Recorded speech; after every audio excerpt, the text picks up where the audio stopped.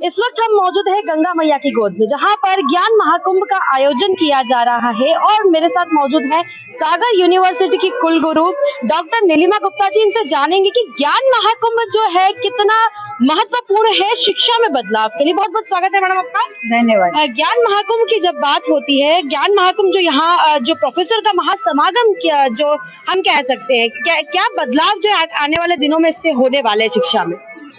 जहाँ पर ये कार्यक्रम आयोजित किया जा रहा है वो है महाकुंभ में, और जैसा कि इस नाम से एक कुंभ एक ऐसा मेला है जहाँ पर आप देख रहे हैं पूरे भारत से नहीं बाहर से भी लोग आ रहे हैं।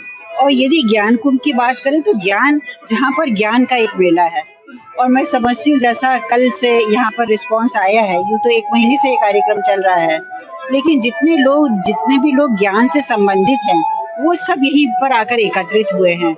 और जिस तरह से ज्ञान का आदान प्रदान हो रहा है, चाहे वो गवर्नेंस के मामले में हो, चाहे भाषा के मामले में हो, चाहे चरित्र निर्माण के बारे में हो, या जैसे आज महिलाओं के ऊपर ही हुआ था उसमें भी मेरी भागीदारी रही थी।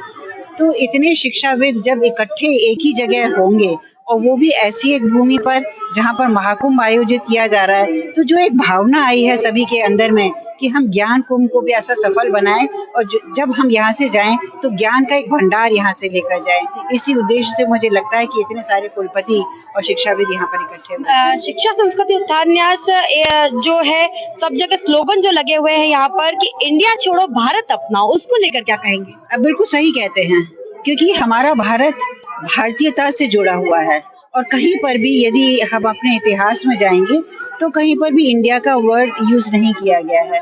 तो मुझे लगता है कि जो भारत का एक संकल्प शिक्षा संस्कृति उत्थान न्यास ने लिया है वो बिल्कुल ही सही है। हम भारतवासी हैं, भारतवासी रहेंगे और भारतवासी ही थे, तो इसीलिए हमें भारत शब्द का ही प्रयोग करना चाहिए। सभी के मन में एक विचार आता है जब बात आती है मातृभाषा में शिक्षा की।